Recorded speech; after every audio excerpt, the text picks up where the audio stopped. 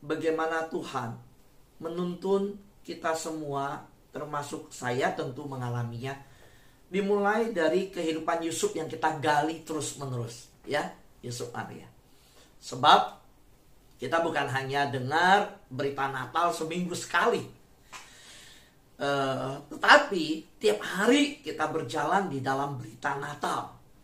Dan hari ini saya kembali mengajak kita melihat bersama-sama apa yang menjadi sikap Yusuf di dalam menjawab tantangan kehidupan yang disebut sikap kasih karunia.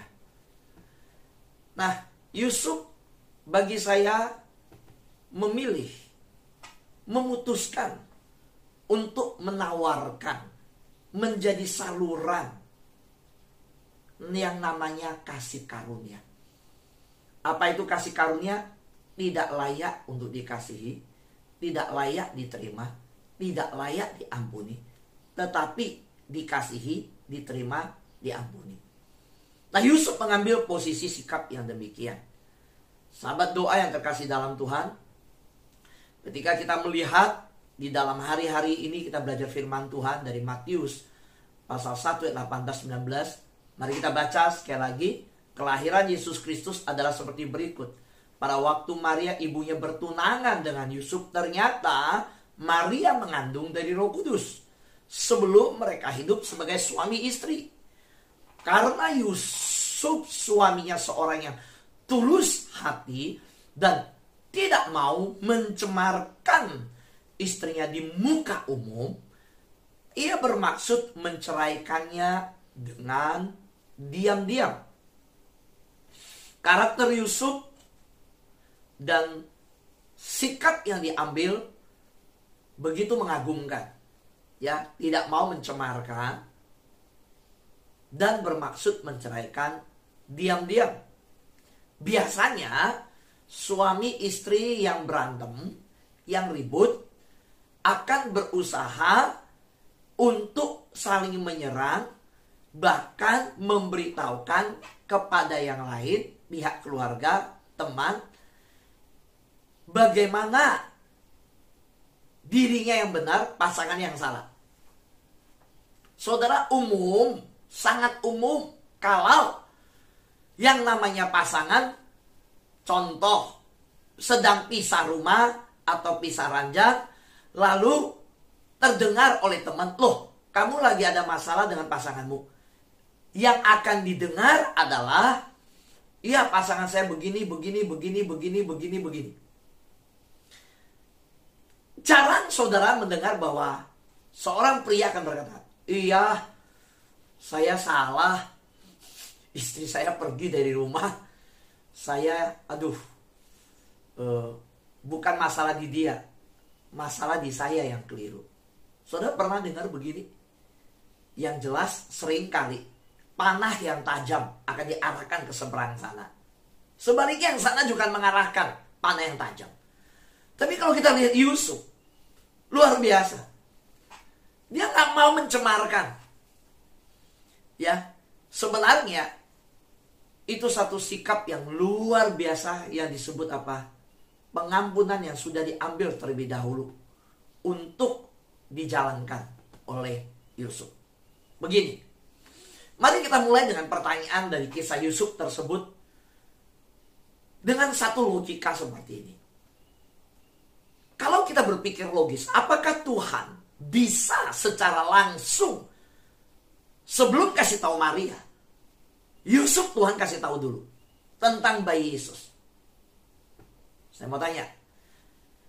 Atau yang kedua, tidak usah Maria kasih tahu Yusuf, tetapi Tuhan kasih tahu Yusuf. Oke, Tuhan kasih tahu Maria dulu, tetapi Maria nggak usah cerita ke Yusuf, Tuhan kasih tahu. Atau sebelum kasih tahu Maria, malaikat Tuhan yang diutus kasih tahu Yusuf dulu.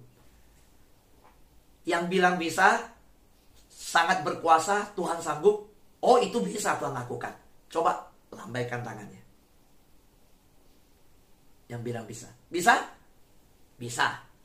Ya, saya percaya yang di slide yang ketiga, pasti juga melambaikan tangan. Yang di slide yang tidak buka kamera bisa kasih tangan jempol atau tepuk tangan ya. Jadi saya tahu reaksinya ya. Di sini saya udah lihat slide yang ketiga. Oke, saya kembali ke slide pertama. Oke, sahabat doa yang terkasih dalam Tuhan. Nah, ada yang lambaikan tangan ya. Oke, berarti tetap terus bisa mengikuti bersama-sama. Bisa Pak Fu. Tuhan bisa utus malaikatnya jauh sebelum ketemu Maria, suruh ketemu Yusuf. Tuhan bisa juga setelah malaikat Tuhan kasih tahu Maria, kenapa harus tunggu-tunggu datang ke mimpi Yusuf? Kenapa harus tunggu Yusuf ambil keputusan di hati? Kenapa harus bikin Yusuf galau, nggak karu-karuan baru datang ke mimpi? Kan bisa sebenarnya.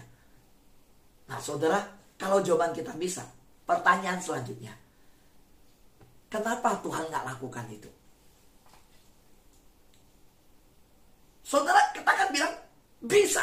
Oke, bisa. Nah kalau bisa, kenapa nggak Tuhan nggak lakukan urutannya seperti itu? Saudara, waktu saya renung-renung ya, iya ya, maksud Tuhan apa ini? Kita sudah belajar dari 3 pertanyaan, jangan pernah tanya mengapa dan kenapa Tuhan, tapi tanya apa maksud Tuhan. Ya, nah, sahabat doa yang terkasih dalam Tuhan, ketika saya renungkan dalam persiapan firman Tuhan semalam ya, saya renung. Saudara,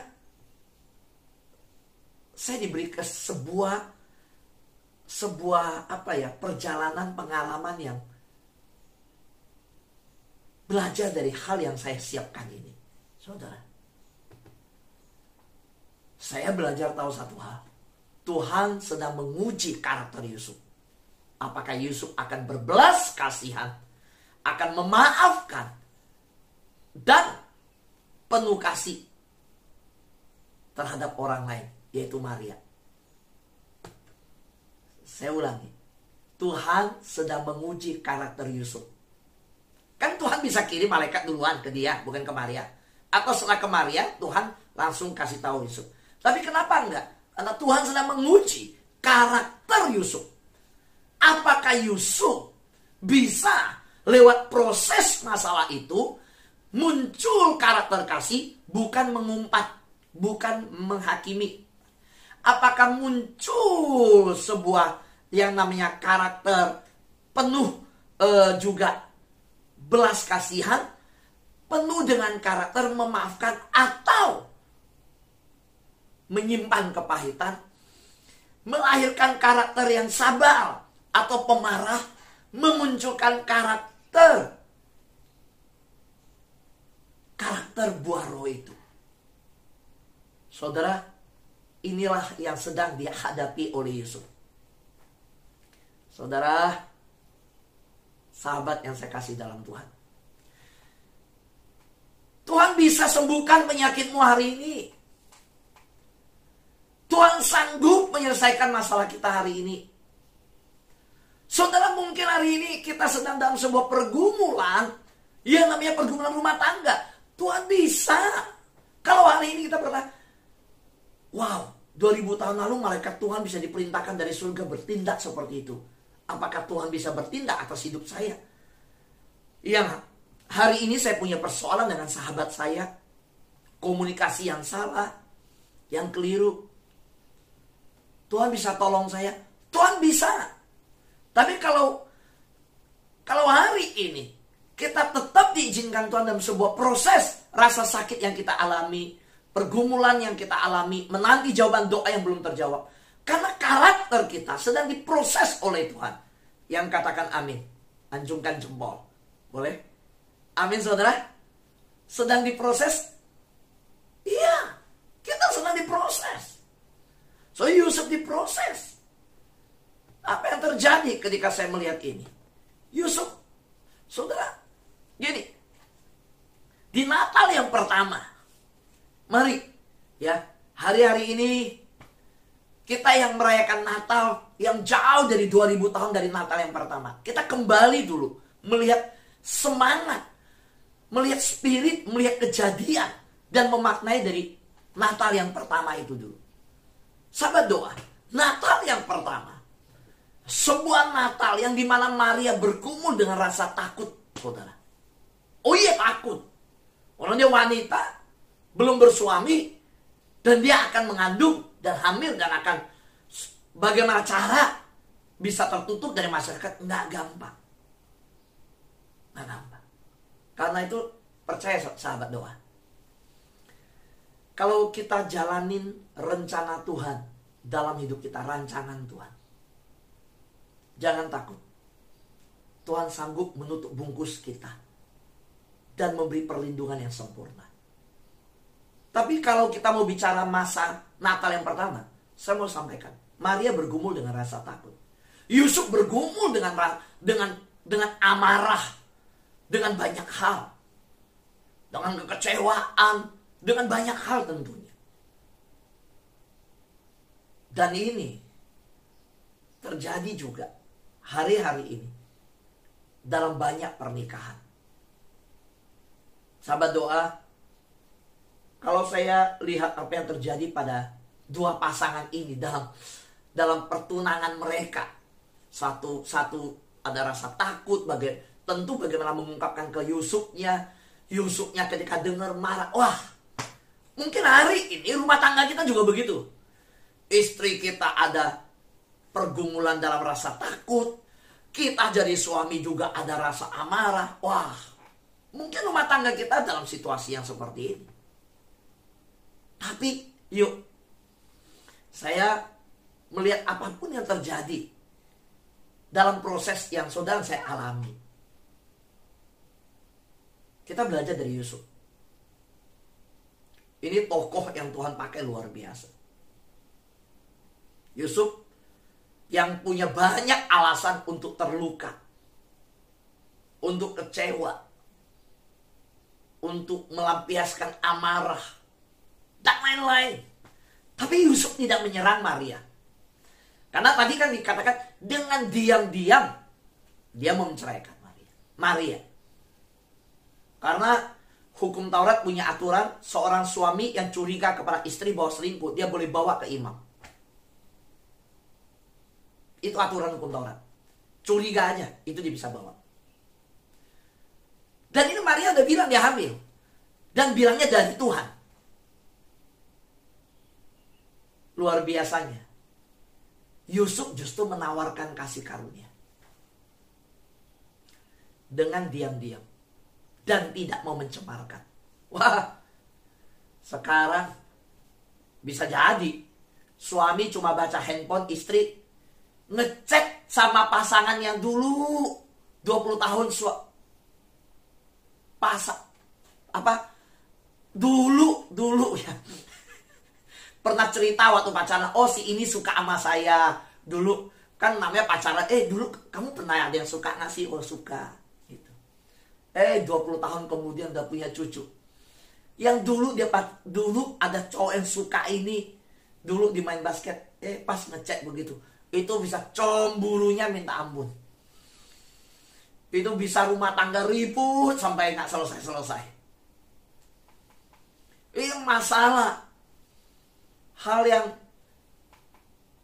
Maria udah ngomong hamil. Maria udah bilang dia hamil.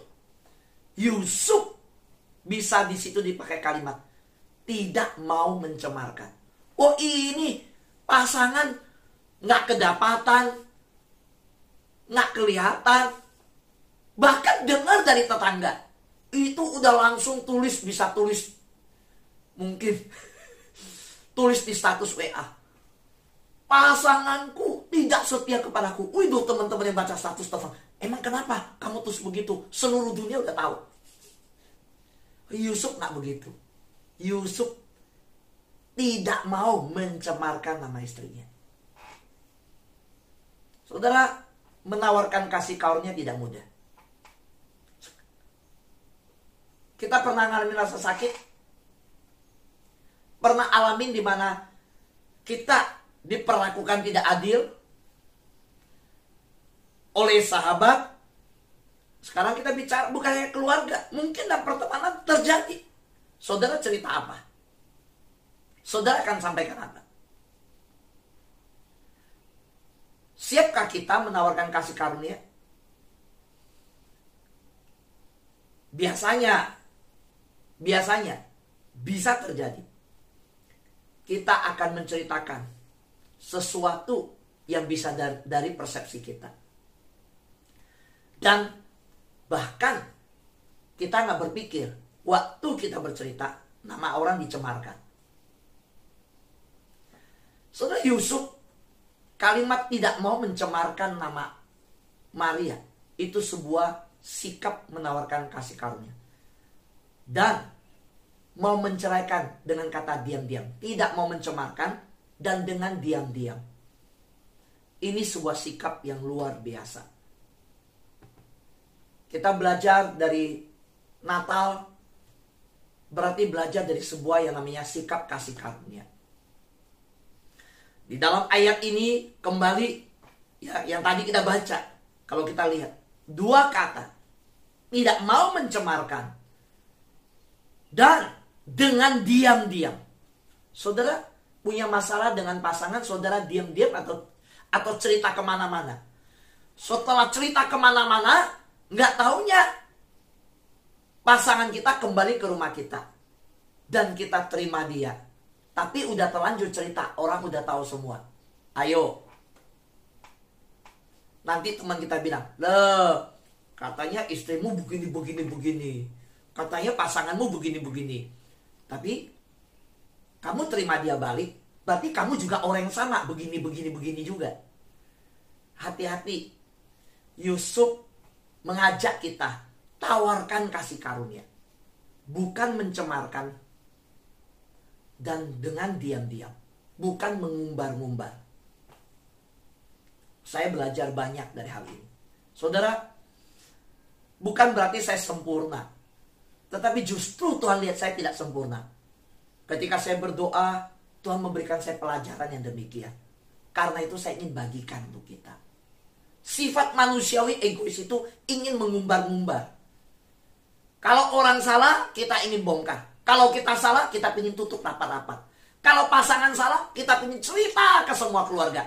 Sampai kita balik sama pasangan kita akrab, terlanjur mertua kita udah gak senang sama dia karena kita yang cerita. Kita bisa balik akur sama pasangan kita, tapi belum tentu saudara kita bisa terima pasangan kita. Betul?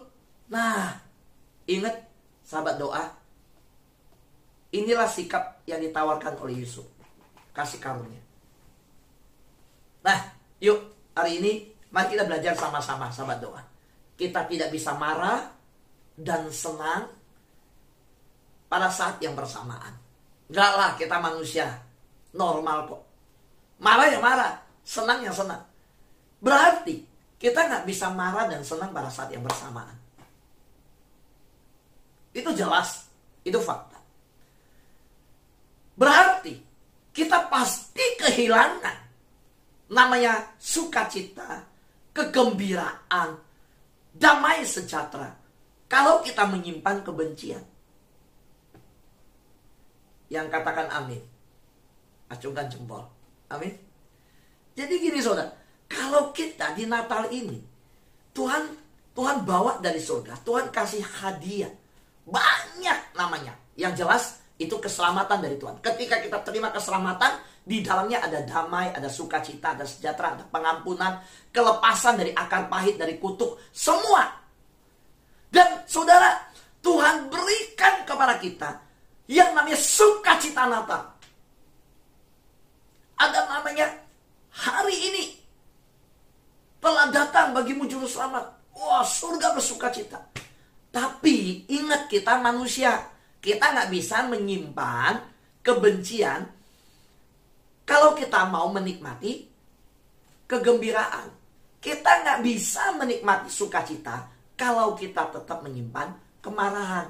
Karena kemarahan dan sukacita tidak bisa bareng-bareng tinggal di satu tempat yang sama. Amin. Iya. Jadi di Natal ini yuk kita bagikan kado Natal ke orang. Saya berharap apa itu kado yang dibagikan? Lepaskan. Bukan untuk orang itu. Enak sekali dia nyakitin saya maafin dia. Loh, maafin orang bukan demi kebaikan orang itu, demi kebaikan kita. Yuk berikan kado Natal itu. Apa itu? Yaitu tawarkan kasih karunia ke orang. Ada orang yang menyakiti hatimu di Natal ini? Kirimkan kado pengampunan ke dia. Ada orang yang pernah mengecewakanmu? Kirimkan kado yang namanya melepaskan dia. Ada orang yang pernah membuat perjalanan hidupmu nggak menyenangkan banget? Kirimkan kesenangan buat dia. Kenapa? Biar Tuhan yang menjadi hakim, biar Tuhan yang melimpahkan berkat untuk kita. Karena kalau hati kita, saluran kita bersih, berkat pasti tercurah untuk kita. Amin.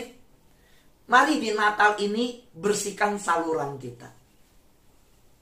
Bersihkan, udah saudara. Kirimkan itu untuk orang. Mungkin itu suamimu. Bisa jadi itu istrimu.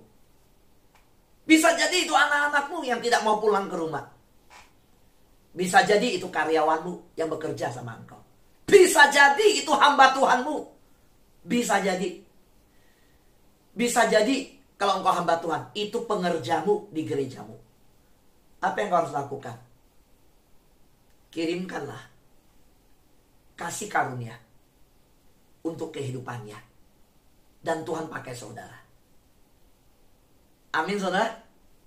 Siapa yang berkata, saya mau berikan, kirim parcel, kirim hamper. Saya mau kirim kado yang spesial di Natal ini. Mungkin sahabatmu di luar negeri. Mungkin sahabatmu adalah alumni yang pernah berkumpul dan dia memalukan engkau di tempat pertemuan alumni. Mungkin hamba Tuhanmu adalah orang yang pernah mengecewakanmu karena sebuah kalimat, sebuah bahasa yang tidak pantas engkau terima. Lepaskan dan bersihkan saluran hati kita. Biar Natal ini kita terima anugerah Tuhan. Tapi saya ingatkan sekali lagi. Jangan memaafkan orang. Jangan memaafkan karena orang lain itu. Jadi orang yang nyakitin kita, yang mengecewakan kita. Jangan memaafkan karena orang itu kita rasa pantas mendapatkannya. Kalau saudara pakai target begini, pakai standar begini, kita nggak akan mungkin melepaskan pengampunan. Kenapa? Karena waktu kita pikirkan ulang, lu dia nggak pantas kok dimaafkan. Nah, saudara, sahabat doa yang di Zoom dan di YouTube, saudara akan sulit untuk memaafkan kalau dengan cara seperti ini. Jangan memaafkan, jangan mengampuni karena orang itu saudara rasa pantas diampuni. Tuhan nggak minta cara begitu. Walaupun tidak pantas, tidak layak, yang Tuhan minta adalah ampunilah dia. Karena itulah yang Tuhan telah lakukan untuk kita. Amin. Boleh acungkan 2 jempol untuk Tuhan kita yang mengajarkan pengampunan. Amin. Saudara, saya masih belajar. Saudara jangan pikir, aduh Pak Pendeta kalau saya jauh banget. Udahlah, udah terlanjur salah, sekalian salah Pak Pendeta.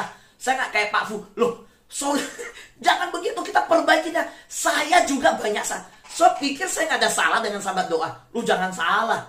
Dalam perjalanan saya, bisa jadi ada yang saya gak tahu saya bikin salah. Banyak saudara.